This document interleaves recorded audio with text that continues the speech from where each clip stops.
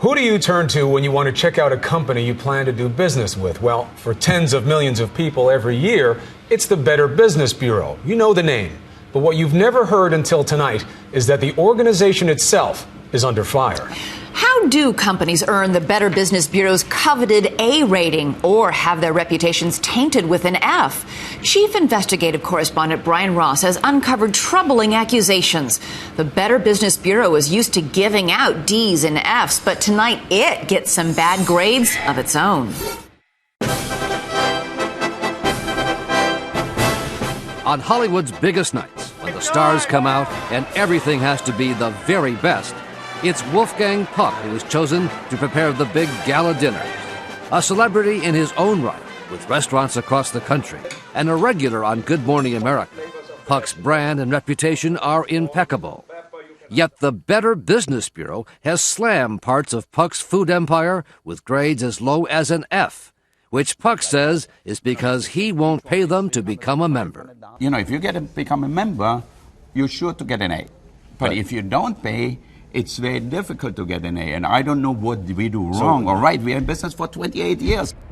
The Better Business Bureau has been just as harsh with other well-known companies who have not paid to become members. An F for the five-star Ritz-Carlton Hotel in Boston, with only 2 complaints. 1 million customers served, 2 complaints, resulting in an F rating.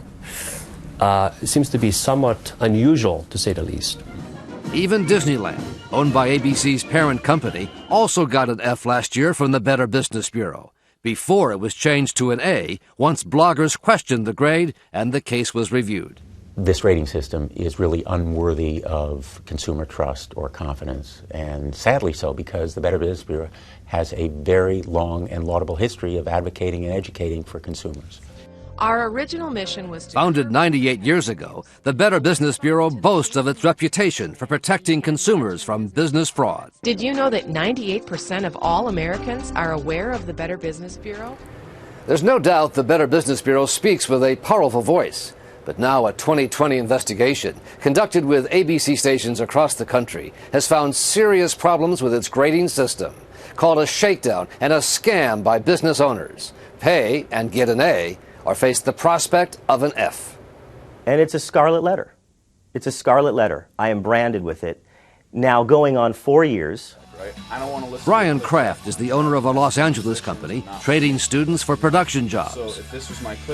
Kraft, whose company is not a member, says when he tried to protest a C grade based on complaints sent to the wrong address, an angry Better Business Bureau official retaliated and lowered the grade even further to an F.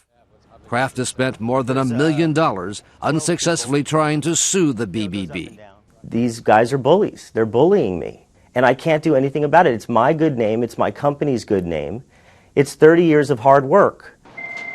There are Better Business Bureau offices in 122 cities in the U.S. and Canada.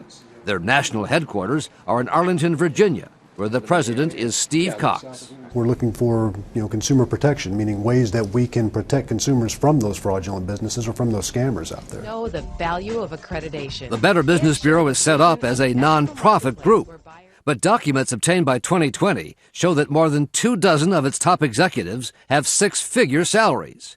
William Mitchell, the head of the Los Angeles Better Business Bureau, makes more than $400,000 a year. The Better Business Bureau appears to be prospering with the money brought in by its grading system. Very, very troubling, and it could be illegal because the failure to disclose to consumers could well be deceptive and misleading. Cox, who makes $300,000 plus a year, denies it's all about the money.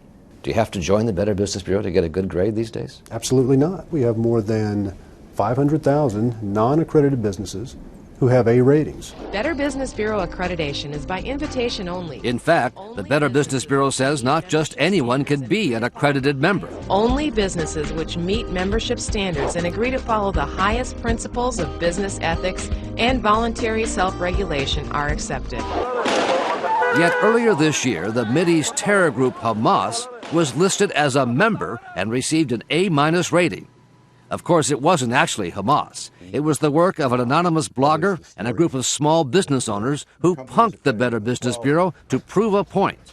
Hamas was registered with a non-existent address in Santa Monica and its owner was listed as Bill Mitchell, the well-paid president of the Los Angeles Better Business Bureau. They ran the credit card. Within 12 hours, they were an approved accredited member. What did that cost to get Hamas an A-minus? This A-minus grade here was $425. How did Hamas become a BBB accredited business with an A grade? Well, plain and simple, we made a mistake.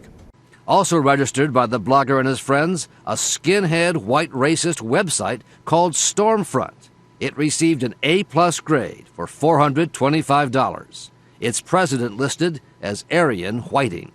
You can probably draw the conclusion from that they're more interested in the money than their credibility.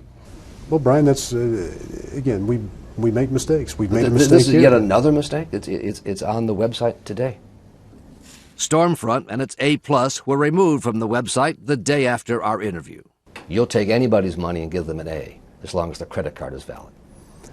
BBB accreditation and the BBB ratings piece is not about generating money. Some of those businesses see this as its own scam, its own telemarketing fraud. No, that's completely false. Not so, according to the manager of this Los Angeles antique shop, Terry Hartman. So by paying for the year... 2020 listened as she says she was told by a Better Business telemarketer she had to pay a membership fee if her C grade was to be improved, a grade based on one old complaint that had been resolved. If I don't pay for this, my grade will remain a C? Hartman gave her credit card number, 5588. and the next business day, her C became an A+, and the one complaint was wiped off the record. I feel that I've been taken. I feel like I had to buy the membership to raise our grade. You can't win. You cannot get an A without buying it, basically. Are you aware of this? That business people are able to buy A's? That's an inaccurate statement that business people are able to buy A's. But here's another example involving the owner of a California company that provides clowns for parties. We were there as Carmen Tellez says she was told by a Better Business Bureau telemarketer she had to buy a membership to get rid of a C- based on a 2-year-old complaint that had already been resolved. How long does that take to get a better grade? The very next day, after paying $395, her C- became an A+. If I'm paying for a grade, then how are the customer supposed to really trust the Better Business Bureau? I would say that is in violation of our sales policy. You think these are just anomalies? Yes, I believe they are anomalies. Now, that's not to say Not that... indicative of a standard way of doing business? Of No. a fraudulent business practice? Of course not. No, the BBB is not operating fraudulently. 45 minutes into our interview, Cox took off his microphone after his publicist said time was up, that our allotted hour in the office had expired, even though we had more questions. We're not through here. It may be. So we weren't able to ask Cox about Wolfgang Puck and the many other reputable business people who say the Better Business Bureau grading system has now become little more than a shakedown racket. So you think if you'd given them money, you'd probably have an A? Where you have to join an organization to get a good grade, I think is wrong.